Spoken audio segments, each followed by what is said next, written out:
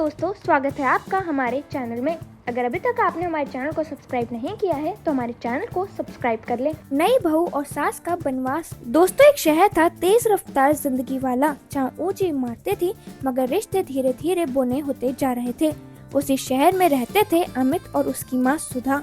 एक साधारण मगर भावनाओं से भरा घर, जहाँ एक माँ ने अपने बेटे को सारी दुनिया समझ रखा था। एक सुबह सुधा अपने बेटे के कमरे में गई और बोली, बेटा तू अभी तक सो रहा है, ऑफिस नहीं जाना? अमित आंखें मलता हुआ बोला, माँ अभी तो बस 9 ही बजने वाले हैं, थोड़ी देर और। माँ मुस्कुराती पर उसके दिल में कुछ और ही चल रहा था। वह चाहती थी कि उसका बेटा अब अकेला ना रहे।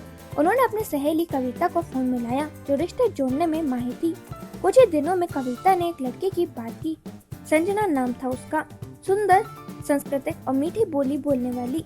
अमित और संजना मिले और बात चट मंगनी पट ब्याह तक पहुंच गई। सुधा जी फूली नहीं समा रही थी। उन्हें लगा कि बहू के आने से घर फिर से खिल उठेगा। शादी के बाद सब कुछ अच्छा चल रहा था।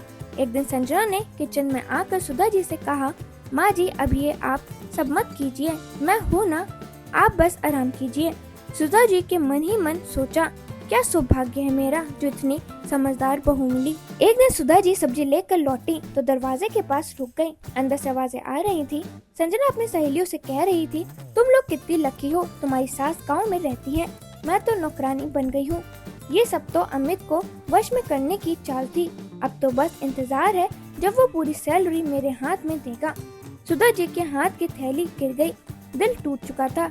जिस बहू को उन्होंने बेटी से बढ़कर चाहा, वही अब उनकी जगह चाहती थी, और वो भी बिना उन्हें बताए। अगले दिन सुधा जी ने संजना से बात की, बहू मैंने सब सुन लिया, बेटा मैं शांति चाहती हूँ, ये घर, ये सैलरी सब तुम्हारा है, बस तुम्हें खुश देखना चाहती हूँ।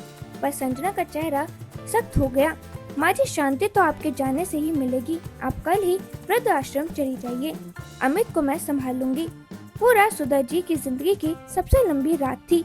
अगली सुबह संजना ने कैब बुलाई और सुधा जी को चुपचाप भेज दिया, जैसे कोई सामान घर से निकालता है। वहीं अमित को झूठ कहा गया, मैंने माँ को तीर्थ यात्रा पर भेज दिया, 2 महीने की यात्रा है, आज आखिरी दिन था। समय बीता और फिर एक दिन संजना ने रोते हुए खबर दी, अमित, माँ जिस बस से तीर्थ यात्रा पर गई थी वो खाई में गिर गई, कोई नहीं बचा। अमित टूट गया। माँ की मौत का गम उसे अंदर तक खा गया। वो रोज रोता, तस्वीरें को देखता और फिर धीरे धीरे सामान्य होने की कोशिश करता, लेकिन किस्मत को शायद कुछ और मंजूर था। एक दिन अमित रास्ते से गुजर रहा था। उसे एक मंदिर दिखा, वही मंदिर जहाँ उसे माँ लेके जाया करती थी। वो अंदर गया और जब निकला तो मंदिर के बाहर भिखारियों की लाइन में एक चेहरा पहचान गया।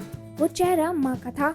मैले कपड़े, झुकी कमर और कांपती आवाज में सुधा जी बोली, बेटा संजना ने मुझे वृद्ध आश्रम भेज दिया था, 1 महीने बाद पैसे भेजना बंद कर दिया, आश्रम ने मुझे निकाल दिया, अब यहीं रह रही हूँ। अमित की आंखों में आंसू थे। वो माँ को उठाकर सीधे घर ले आया। घर पहुँचा तो संजना सन्न रह गई। फिर अमित कर्जा, झूठ बोलकर मेरी माँ को तुमने मरा बताया, अब तुम इस घर में एक पल भी नहीं रहोगी। संजना ने घुटनों पर गिरकर माफी मांगी, माँ जी माफ कर दीजिए, मुझे बहुत बड़ी भूल हो गई।